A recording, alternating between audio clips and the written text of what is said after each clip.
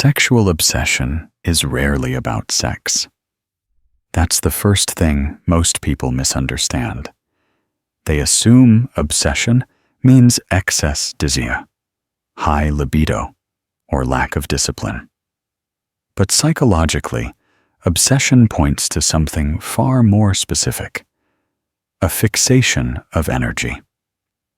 According to Carl Jung, whenever libido becomes obsessive, it is no longer functioning as instinct alone. It has been hijacked by the unconscious. In Jungian psychology, libido is not just sexual energy. It is psychic energy, the force that drives attention, imagination, longing, and meaning. When that energy becomes stuck on one person, image, or fantasy, the psyche is trying to compensate for something missing elsewhere. Sexual obsession does not arise from fullness. It arises from inner emptiness that has not been acknowledged. This is why obsession feels involuntary. You don't choose it. You don't plan it. You often don't even enjoy it. It pulls your mind back again and again, even when you know it's irrational. That repetition is the clue. The psyche repeats what the conscious mind refuses to confront. Most people try to suppress obsession through morality, distraction, or willpower. They try to control desire. But control only works on behavior, not on the source. Jung warned that what you repress does not disappear. It descends into the unconscious and returns with greater force. This is why sexual obsession often intensifies when someone tries to be strong. The more you deny the meaning behind the desire, the louder it becomes. Obsession is not a sign that you want too much sex. It is a sign that your psyche wants integration. Something unconscious is demanding recognition. Often, the object of obsession is symbolic. You may think you're obsessed with a person, but psychologically, that person carries an image your psyche needs: power, validation, freedom, intensity, wholeness. The person becomes a container for what you lack internally. This is why obsession feels larger than reality. You don't just want the person. You want what they represent.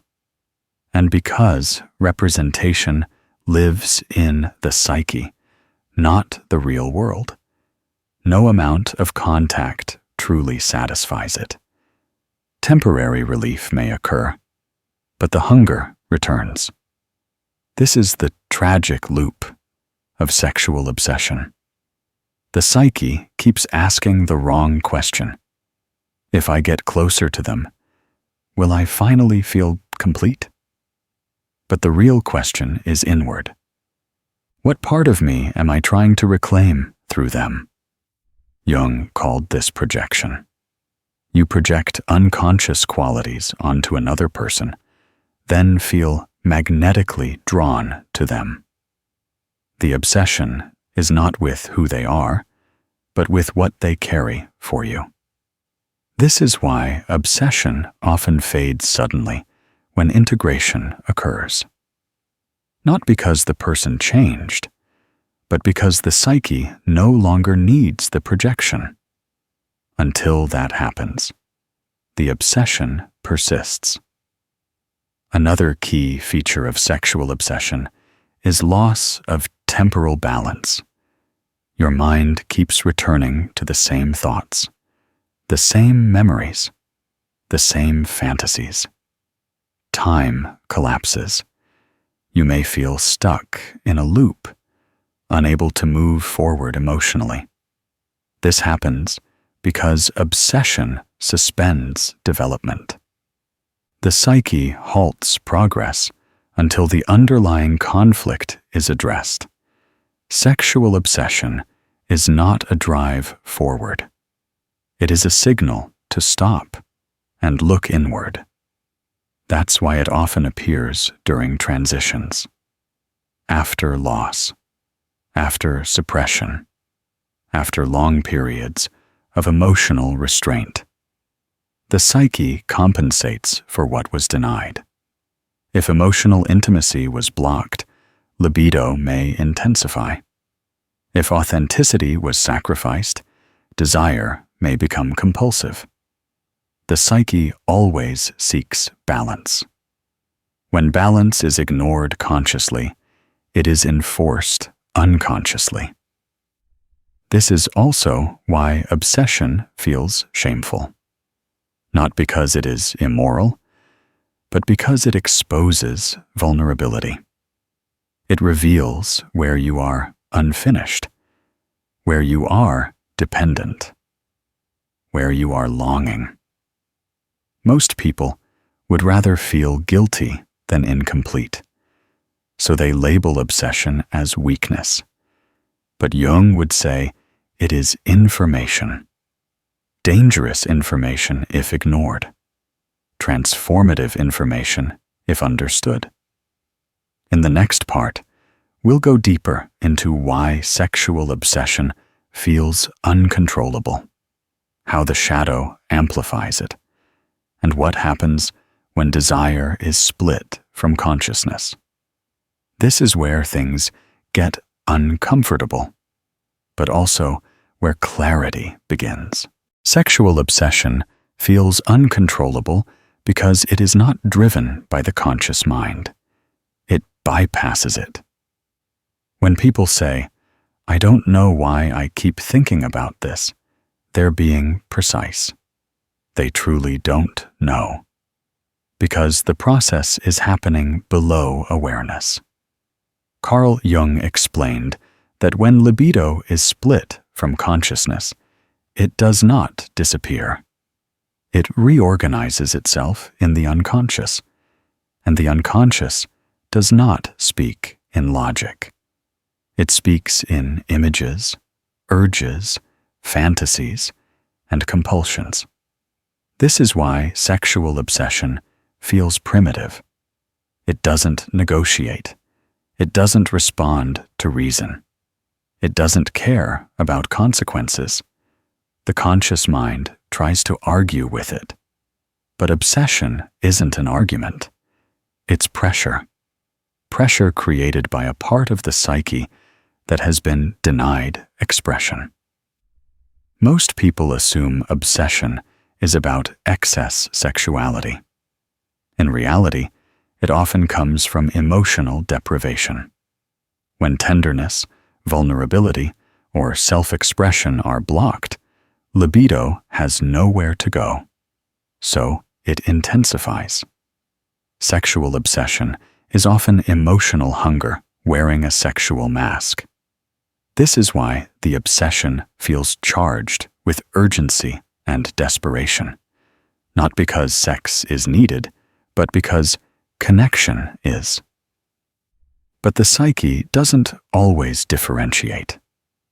If emotional needs are not consciously acknowledged, the unconscious translates them into instinctual language. That language is desire. This is where the shadow enters.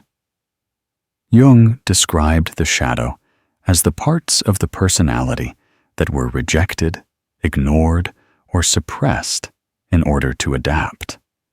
These parts do not vanish. They wait, and when conditions allow, they return with force. Sexual obsession is often the shadow demanding attention. Not necessarily sexual shadow, but psychological shadow. Traits like assertiveness, intensity, dominance, vulnerability, creativity, aliveness. If these traits were discouraged or shamed, they retreat into the unconscious. When they return, they often attach themselves to sexual imagery. Because sexuality is one of the few socially permissible containers for intensity. So the psyche concentrates everything there. This is why obsession often feels disproportionate. The desire feels larger than the situation warrants.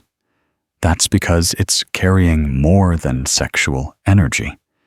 It's carrying repressed life energy. Another reason obsession feels uncontrollable is because it temporarily restores a sense of vitality. Even painful obsession can feel better than emotional numbness. At least something is happening. At least you feel alive. This creates a dangerous reinforcement loop.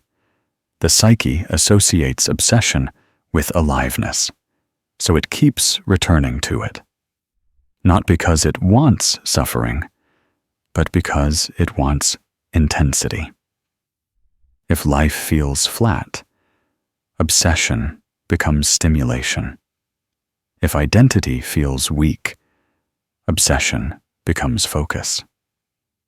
This is why people can feel addicted to their own obsession. They hate it, but they're afraid of what life would feel like without it. Silence, emptiness, nothingness. That fear keeps the cycle alive. But obsession is not meant to be lived in. It is meant to be decoded. The psyche uses obsession as a flare. It says, "Look here. Something is missing." But most people keep chasing the object of desire instead of reading the message.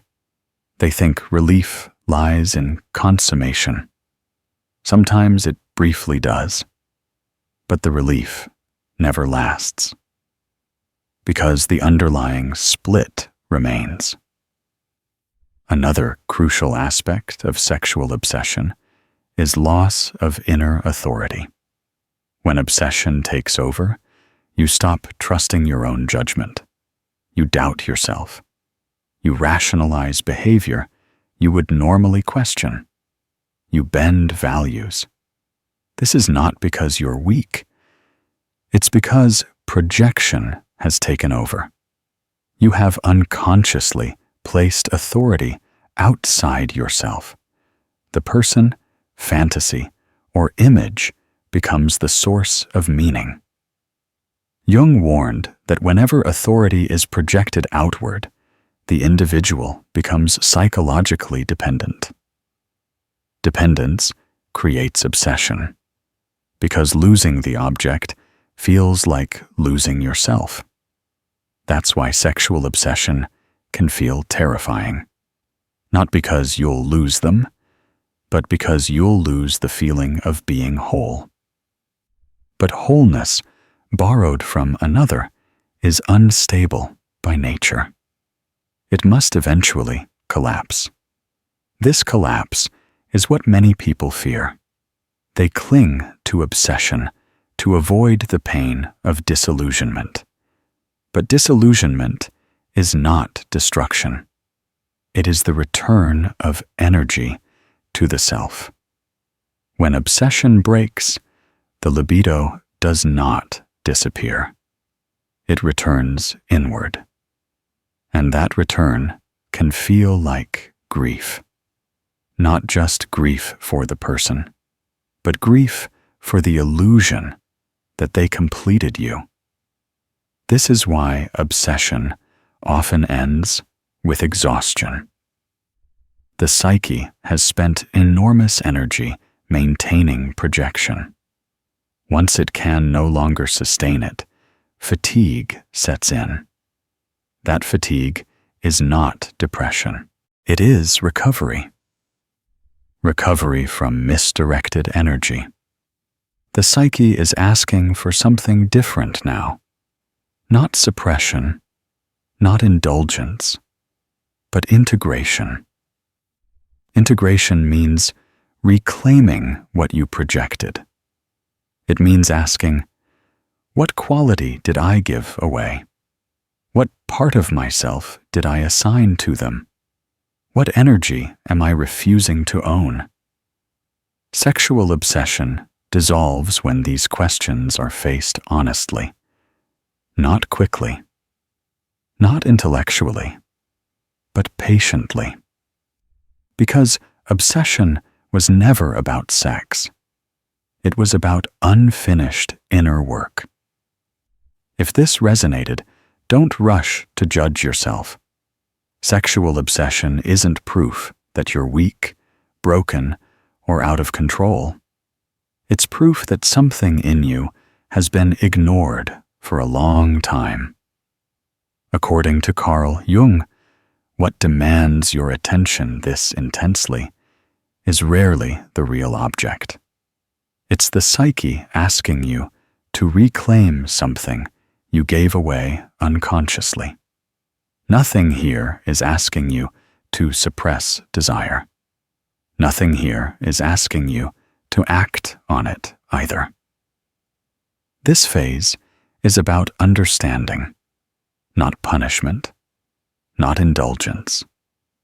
If this video helped you see your desire differently, like the video as a way of marking that shift.